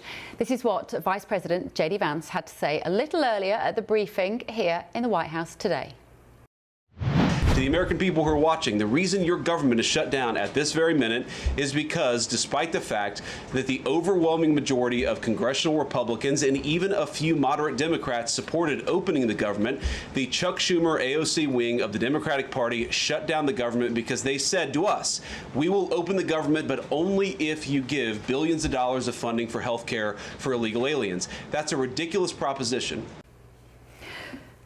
So Reagan and Eric Ham are still with me in the studio to talk about this shutdown situation. Let's just, for those people who are just tuning in, maybe you've just come home from a very long day at work, or maybe just getting up to go to work. Let's just sum up for us, if we can, Reagan, how we've got to this point. This is because the Democrats and the Republicans have to agree on a spending plan, and they can't. That's basically it. Yes, okay, good. they're We've done going that. back Right, and forth. You did a great job right there. And one side is claiming, the Republicans are claiming that Democrats want something in the bill. They want health care. They're arguing over this health care thing. They say the Republicans are claiming that Democrats want health care for illegal aliens. Democrats are saying, no, that's not. We want health care for all of Americans, and that would be against the law anyways to give health care to illegal aliens. And so we're basically stuck in this position where Democrats won't vote for the continuing resolution unless they get their way, and Republicans aren't going to give them their way. Well, Eric, Annie got in touch at home. It was half an hour ago, Annie. I do hope you're still with us. And she said, right now, we have 1.4 million illegals getting Medicaid. It is not a lie. This is in response to what you said earlier. Everybody, she says, goes to the emergency rooms and they cannot be refused help. The emergency rooms are full and the lines are too long for citizens who pay taxes. But you were saying that it's a blatant lie, that the money is going to illegal. No, that is true. You can actually, you can go to the emergency room. A lot of people do that. Homeless people do that. Yeah. You can go to the emergency room, and by law, they do have to treat you, and then they let you go. But that is not sustained health care. No one is actually getting the Affordable Care Act. No one is getting Medicare through an illegal alien is not getting that. And you're not getting that kind of care through the emergency room. That's right. a one-off treatment that you get, and you go in, and by law they have to do that, and then they have to release you. So what happens now? Because this becomes a battle of will. And who is going to buckle first? If I'm right, I think the Republicans need, was it 5 or 7 Democrats by the end of today? It was 7. I think it might be down to 5. It's down to 5 now. They need 7 Democrats in the Senate to join them to pass this spending package. If they don't get them, how long does this go on for, Eric? I think, as you mentioned, I think it's now just a high-stakes game of chicken. Who blinks first? And what we have seen from every government shutdown, going back to the shutdown of '95, the reason for the shutdown, whatever it may be, whoever wanted something, they never eventually got it. And so we saw government open, and whatever the reason was, it never actually came to fruition. So the question now becomes, are Democrats prepared to stand by their issue that they want to see health care or these subsidies added, or is the president and Republicans prepared to stand their ground? I just cannot imagine any circumstance under which Donald Trump will back down on this. That is just not what this government do. They well, he did it in 2018. He had to back down in 2018. He's a different animal this time, though, isn't he? Don't you think he's got much more confidence? Well, look, when this first started, they needed 7 Democrats in the Senate to support this legislation.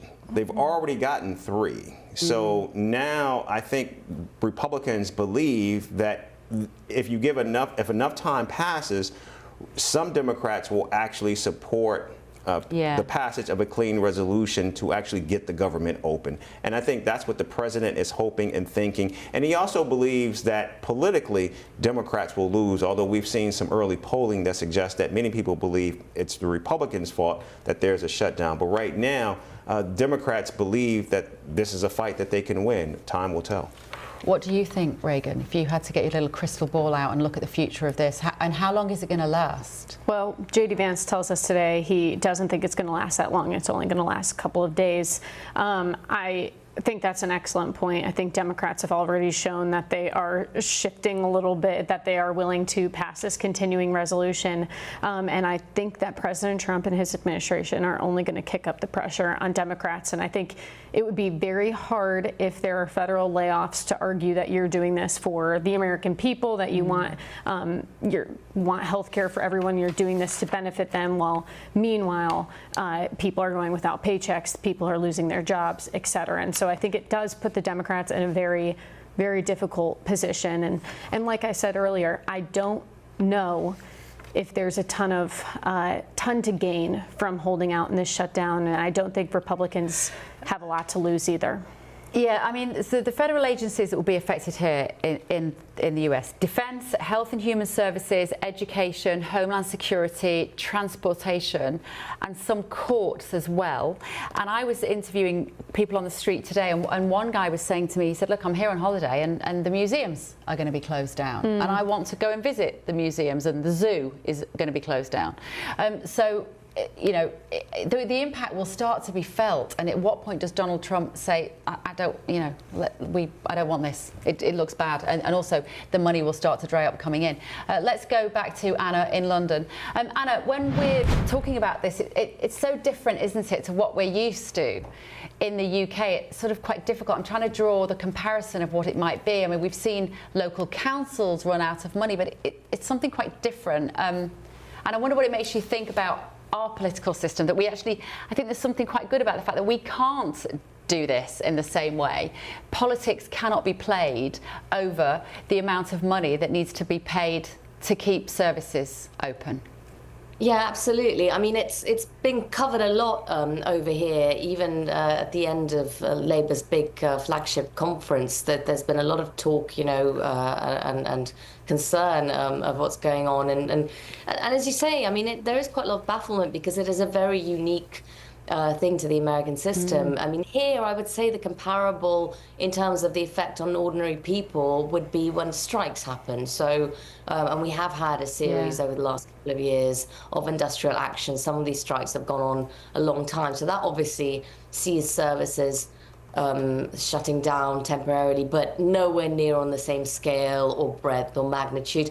I would say that British politics it often follows American politics, but just a little bit further down the line. And while structurally you couldn't get that replicate system, you are getting a more fragmented political system and a more divisive system. So I think that playing chicken element, or with important legislation perhaps, or finance settlements, maybe we could see something like that down the line. But you know, the systems are so different that it doesn't really compare.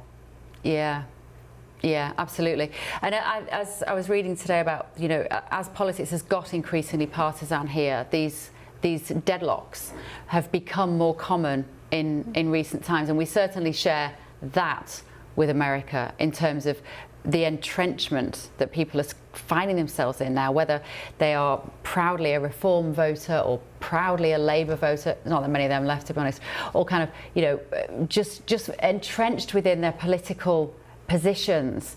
We are seeing that, Anna, aren't we? And I don't know how we ever going to bring people back together, actually. I think people are really entrenched in their point of view, and I think you see that across the board, not just in the UK. You definitely see it in America as well. Increasingly, when it comes to debate, political debate, people basically want to hear what they want to hear, what they already believe. There is less and less room for actual debate, which is, I think, why when you know, we look at the assassination of Charlie Kirk, for example, that was why it was so impactful and powerful, and you know, went across boundaries and went so global, because it really spoke to that level of someone who actually tried to cross that boundary and tried to make that difference in terms of speaking to other people across the political divide. It's very rare. Yeah, and emotions are just so high, aren't they? Anna Mylova from Times Radio, thank you so much. I'm just going to show you some of the conversations I did have on the streets of Washington this afternoon with people about the government shutdown. Here's what they had to say. What is the government shutdown? How will it affect people here? Well, there's certainly the possibility that a lot of government employees in the area will be laid off. I'm from New Jersey, so I'm just a tourist. So what it means to me is this week there's a bunch of federal facilities are going to be shut down. Like we're supposed to go to the Washington Monument tomorrow, shut down. Luckily, the Smithsonian's are open for a few more days, but all the tourists that are coming to D.C. next week, it's a shutdown. They're all going to cancel. So all these local businesses, all these local hotels that are here are going to get hit with cancellations. So they're talking about layoffs rather than just furloughs this time around, which would be a very different thing than previous shutdowns. Right now, the Republicans and the Democrats can't agree on how to fund the government. They can't keep the government open until one side or the other budges. If it doesn't go for very long, it's not much of an impact. But if it goes beyond a week or two, then people start not getting paychecks, services start getting lesser and lesser, and it becomes more of a problem. Who do you think is to blame? Hard to say. Both sides are digging in. I think everybody wants to reduce spending, and so I think they need to come together and find ways to do that. I think it's both sides. I don't have a strong opinion either way, but I think it's both sides can't come to an agreement. It's never really just one. So while we do a great job of finger pointing to one side in this country, I'd be hesitant to do that because both of them have their things that they're holding on to. So that was the 4 people in Washington who don't work for the government or work adjacent to the government. Everybody else that I spoke to just couldn't comment because they had some sort of horse in this particular race or dog in the fight. Anyway, right, moving on. Ed Miliband. Do you know who Ed Miliband is? Not a clue. Okay, you're going to find out in just a minute. He's our environment secretary, and he is our net zero guru. I use that word very lightly. He's declared war on Elon Musk. Have a look at this. You see, the truth is, I wish Nigel Farage was just the snake oil Tory city boy we've known about for years. He's actually morphed into something even more dangerous. He's now a key part of a global network, Elon Musk. He incites violence on our streets. He calls for the overthrow of our elected government. He's an enabler of disinformation through X. I just find that absolutely hilarious.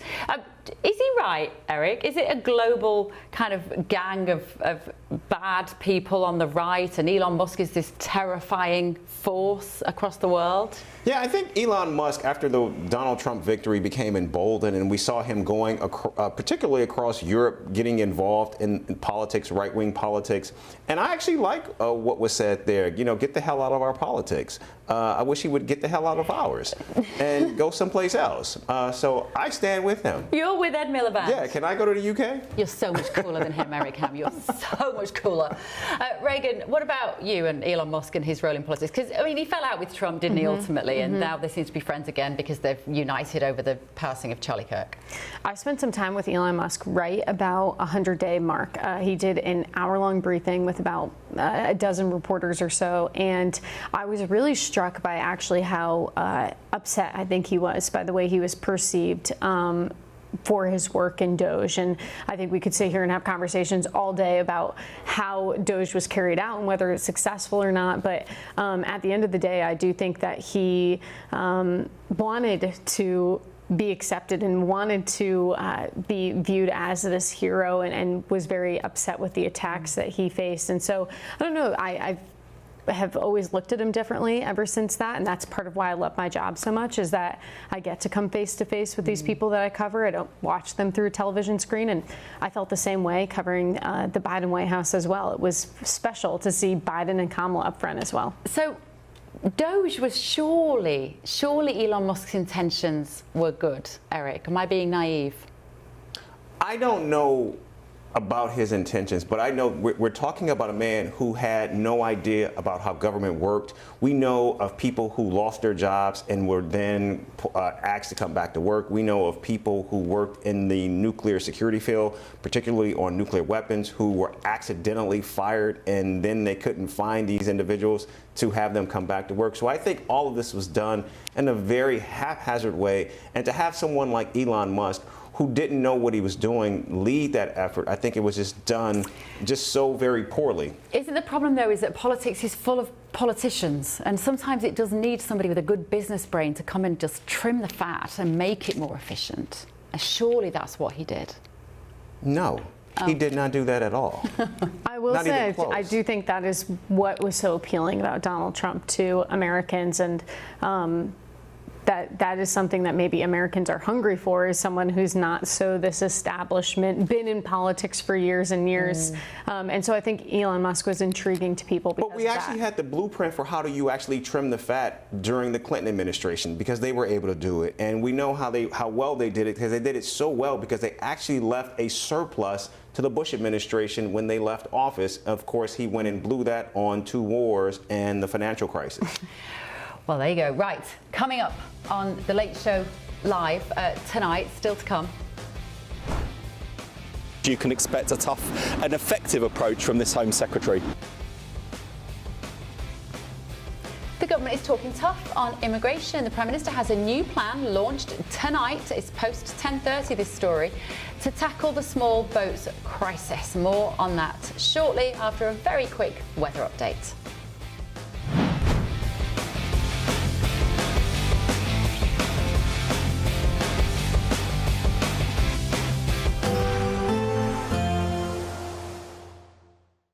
Expect warm spells with the odd rude interruption. Boxed Boilers sponsors the weather on GB News. Hello, a very good morning to you. Welcome to the latest update from the Met Office. Storm Amy has been named, likely to hit the UK during Friday night. But for the start of today, it's a fine start for many of us. Largely cloudy before some heavy rain turns up across the northwest. Now, this rain isn't Storm Amy, but it is just ahead of the storm, and it's likely to bring some impacts to western Scotland, where we've already had some very wet weather through the week. That rain eased off overnight, but it turns heavier and more persistent once again through Northern Ireland and western Scotland by the afternoon. With the breeze here as well, it's going to be an unpleasant afternoon. But elsewhere, any mist patches soon clearing. Bright enough for the Midlands, the south and southeast of England, and feeling warm once again with relatively light winds. That won't be the case for much of Scotland as we end the day. The heavy rain moves into the north and parts of eastern Scotland as well. It continues through the west with another 50 to 80 millimetres of rain over western Scotland during the next few days, on top of what's already fallen this week. Risk of localised flooding. Northern Ireland also seeing a very wet rush hour. West Wales and Cornwall at this stage starts to see the rain, and it's during the night that the main swathe of winds and rain moves through across the UK. So a lively night of weather for many of us. Wet and windy, some heavy rain out there for a few hours before eventually, as dawn breaks tomorrow, those outbreaks of rain affecting East Anglia and the southeast, the far north of Scotland as well, but drier elsewhere and a very mild night to come. A notable difference stepping outside in the south first thing compared with the much cooler mornings we've seen so far this week. And actually there's a relatively fine spell of weather in between systems during Friday itself. Some spells of sunshine come through across central and eastern parts, feeling warm once again, but you can see outbreaks of rain already by now reaching western areas, and the wind picks up as Storm Amy arrives. Expect warm spells with the odd rude interruption. Box Boiler sponsors the weather on GB News.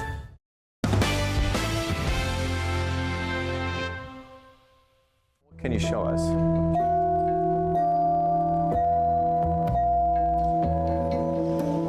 Very quiet in the audience. Living things, that is the category. You'll have 10 seconds to try and solve it. Christina's staring at me. Good luck. Pack of coyotes.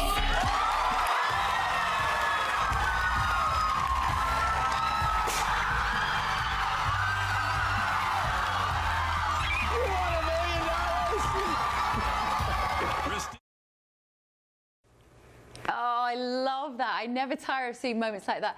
That was the moment that a woman won $1 million, the latest in the history of the Wheel of Fortune. And now, I just noticed, so the clue was living things. Would you have got that, Reagan? Pack of coyotes? I didn't know it until we had showed that clip. I didn't know it until you just said it and the producer told us. Had you worked it out, Eric? Oh, I didn't know anyone told us. I guessed it. No, you didn't. I was going to be like, wow. Isn't that wonderful? Well, that was, let me tell you the name of that lady. That was, where is it? Dara Vanyik. And that was Vanna White, who was the host there, who's hugging her. And she won that money. She is a student, Christina Deravanyik. There we go. She won $1 million. And she said she's going to pay off her student bills. She works in marketing actually now. She works in marketing. Her boss was in the audience, and she said she was absolutely thrilled. And I just think that is just so wonderful. $1 million. She could buy at least 2 rounds of drinks in Washington, D.C. with that. If you're lucky, if you go the right happy hour, you might get 3. What would you do with $1 million, Reagan? I'd probably go off the grid. I'd move somewhere nice in the country. I'd buy a house, and I'd log off from politics forever. No, you wouldn't. You say that, but you surely wouldn't. No, you can do that anyway. You don't need $1 million to do that. That's a great point. I think about that all the time when negative news stories come up, and I'm like, I just can't do this anymore. Maybe I should. But $1 million would make it nicer. Yeah, and, you know. People watch this going, hang on a minute, you get to hang out with Elon Musk, you get to hang out with the president in the Oval Office, and you want to go and live in a field. Eric, what would you do with $1 million? Oh, buy a boat. Buy a boat? Yeah. And where would you go on it? Oh, I'd go up and down the Potomac, around the Chesapeake, out to the Atlantic. You wouldn't go and live on it and go off grid? No. Like Reagan? No. I would just go on the weekend so I can come back here and hang out with you guys. Well, can I come on your boat? Absolutely. Because I have been in Washington looking at, like you say, these beautiful stretches of river. I've never wanted a boat before until I lived in Washington, D.C. There you go. We'll go halves. Right, let's have a look at some of the newspaper front pages in the UK. In the Daily Mail, they're leading with Baroness Bra told to hand back £122 million and her peerage, and also they've splashed on Nicole Kidman being seen for the first time since the secrets of her divorce papers are revealed. We're going to be talking to a divorce lawyer about that in just a moment, actually. From Downing Street's crackdown to asylum rights to Harry dragging William into his media battle, and Baroness Moan ordered to pay back £122 million. Today's Independent leads with political upheaval and royal revelations. The Guardian, obviously a left-wing newspaper, looking at the scandal over wasted COVID millions, and PPE firm linked to Baroness Moan ordered to repay that £122 million after supplying unusable gowns. As I said, I want to know who gave her the contract in the first place. And another tribute to the late Jane Goodall, of course, remembered for her lifelong work in the natural work, working particularly with chimpanzees. They also have the Prime Minister announcing the end of this so-called golden ticket asylum rights. He's going to be meeting up with Europeans in Copenhagen later today to discuss all sorts of issues related to migration. The Washington Post here in America is reporting that thousands of uniformed and civilian officials will be required to sign non-disclosure agreements and take lie detector tests. And this is under the control of Secretary of State for War, Pete Hegseth, ramping up war on leakers. I'm very uncomfortable with the lie detector tests. That is not a very British thing to do at all, let me tell you. And USA Today reports that late-night host Jimmy Fallon has spoken about the role of politics on his show after the drama surrounding Jimmy Kimmel's controversial suspension at ABC. Jimmy Fallon claiming that his show has never really been that political, which seems very strange to me. Let's go and talk about these stories with my panel. Reagan and Eric are still here, and also let's talk to the political editor at Times Radio, Anna Myhalova, over in London. Right, what shall we talk about? Can we go inside the papers, Anna? Are you familiar with this story about members of Generation Z are more likely to display toxic masculinity than older men, a survey has found. This is men aged 18 to 27, generally defined as Gen Z, not Gen Z, as you Americans like to say here, that they value physical strength, competitiveness, aggression, and emotional reservedness as positive masculine traits more than other age groups. This is a really interesting cultural, kind of emotional shift, isn't it, for Gen Z? Absolutely. It's something that was the subject of quite a very popular drama here, Adolescence. I don't know if it managed to cross over the pond, but it is extremely good and very shocking. Following a boy, a young lad at school who ends up committing a horrific crime, and then the impact that has on his family, and how social media effectively is connected. How parents have no idea what their children are looking at and how it's affecting their brains, their attitudes. I mean, this is the toxic masculinity in young men and young boys is something that teachers have really flagged here over in the UK. I mean, there have been a lot of concerns about bad behavior in the classrooms, this quite chauvinistic behavior being displayed by young men, which a lot of it is cited down to influences from people like Andrew Tate and other, so-called influencers online. So it's a very live problem in the UK. Let me bring in my panel here, Eric, as our token man this evening. I have a problem with the phrase toxic masculinity, actually. I think that's been quite difficult for boys to grow up with, because the idea that being masculine is somehow negative. When we look at these characteristics, physical strength, great. Competitiveness, great. Aggression, not great, but we have to admit that men have aggressive tendencies which have to be channeled. And emotional reservedness, not great, but emotional strength and stoicism, probably good. We need to redefine these terms. Actually, that sounds a lot, talking about men and young men versus older men, it just seemed to me almost like a maturation issue. Young men typically are, I think, far less mature, and the hope and the goal, of course, is that they grow into something where they understand their masculinity, they understand their strength, they understand the emotional reservedness, what it means, and maybe channel that in a much more productive way. I mean, that's the hope, that's the goal, but of course, a lot of that you see in older men as well. I might say you see it in some people who work in some of the highest levels of government here in the United States.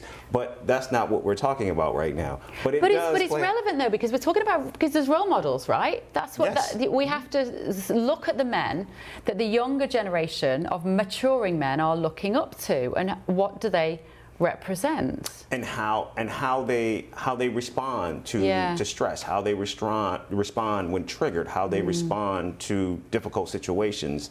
And oftentimes young boys, young men look to who they think and what they see as role models. And oftentimes, you know, we may misconstrue what strength is, you know, particularly in the physicality, and that's how we tend to lead with things, and that can play out in a number of different ways. I do think though, in the gender discussions and like the gender wars, I hate that phrase, but you know, we've kind of let both sides down, because we've created a generation of sort of emasculated, arguably, men. Clearly the next generation coming through are rebounding against that, and we've also we've not encouraged women, I think, to also accept that it's okay to also be feminine. Do we have to get back to a place where we recognize that we are different but equal? Totally. I think actually I hate that we're even talking about toxic masculinity. I think men have been demonized in the world, and they've been painted as having strength, and being competitive as being a bad thing. And I know so many young people who are so lonely right now, and it's because they've been fed this lie that men are toxic and being masculine is a bad thing. And similarly, women have been told that they need to act like men to be seen as equal, where really we are just as powerful and special as men when we are feminine. We put on our dresses and we use those traits that we have, our softness, the way we can pick up on emotions and speak delicately to other people and collaborate better, is so special as a woman. And that's something I think, you know, we as conservative women try to bring to the workplace. And so I don't know, when I hear this story that men are being painted as toxic masculine men, I would be curious to see what the demographics and the split numbers are on this poll. Is it women who are saying this about men? Because if that's the case, we are going to be so lonely, and this is another reason why we cannot come together as a nation, because we're even divided down to the sexes. We've been chatting so much, we've only got a little bit of time to talk about this. Let's go to Hollywood. And then I go and spoil it all by saying something stupid like I love you. That was Nicole Kidman with, of course, Robbie Williams, the singer, covering Frank and Nancy Sinatra's Something Stupid. Well, it seems that because Hollywood is still reeling after Nicole Kidman announced the shock end of her 19-year marriage to Keith Urban, leaving the actress facing heartbreak. Let's get a very quick catch-up from law attorney Chandel Summer, joining us from Georgia. Chandel, very quickly, this divorce, has it got complications written all over it? They had a big prenup, didn't they? They're reporting that there's a prenuptial agreement between them that will be in effect. A prenuptial agreement is basically when you negotiate your divorce before you get married. So they potentially saw this coming before they got married, and it apparently contains some rather unusual clauses. One that's been reported is that it has a cocaine clause, that if Keith Urban were to use drugs or to refrain from using drugs, that he would get a higher amount in the eventual lump sum award. And of course, you know, Nicole Kidman is much more wealthy than Keith Urban. She's reported to have about $350 million US, and Keith Urban is around the $75 to $100 million mark. So it's likely that they did have a prenuptial agreement, which will control all of the terms of the division of property. And they have significant assets. They have houses all over the world of significant value. I think he'll still be all right with his $70 million, don't you, Chandel? Thank you so much. I'm so sorry that was so brief. We've had so much conversation. Chandel Summer there, lawyer, thank you this evening. To my brilliant panel, Reagan and Eric, thank you so much. I will be back here tomorrow night, midnight in the UK, 7 p.m. Eastern for The Late Show Live. Sleep well, and Eamon and Ellie will be with you in a matter of hours. See you tomorrow.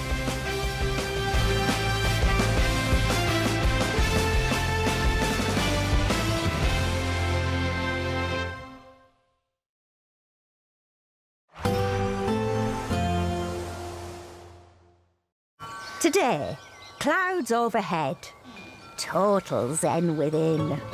Boxed Solar sponsors the weather on GB News.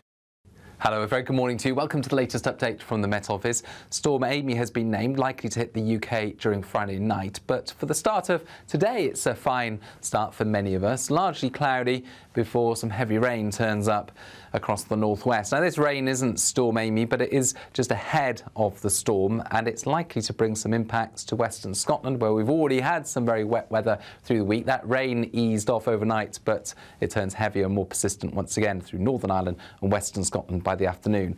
With the breeze here as well, it's going to be an unpleasant afternoon. But elsewhere, any mist patches soon clearing, bright enough for the Midlands, the south and southeast of England, and feeling warm once again with relatively light winds.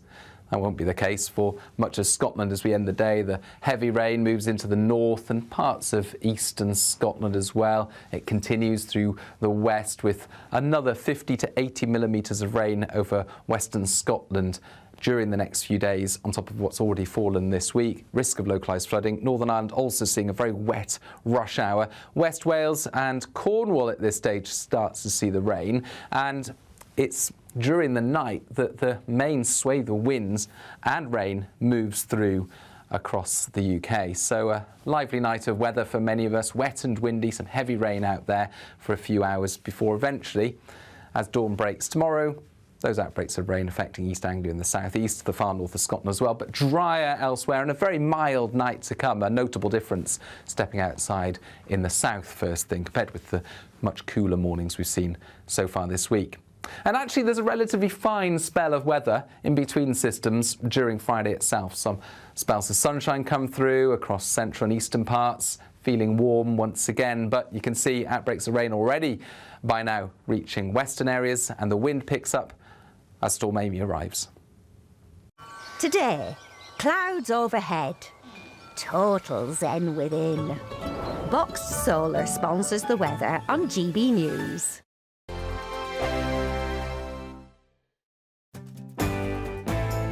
I'm Andrew Pearce. This is GB News, the People's Channel, Britain's news channel.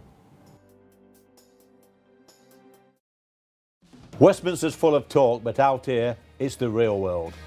Am I allowed to talk now? No, that's it. This is where it matters, real people and real lives. That's what politics is all about. The fact is Trump made a good start. No. Straight answers, no spin, and just a couple of pints. How many fingers have I got up? About 10. So join me for Lee Anderson's Real World every Friday at 7 p.m. only on GB News. The People's Channel, Britain's news channel. At GB News, we love to hear from you, our loyal community. So drop us a line.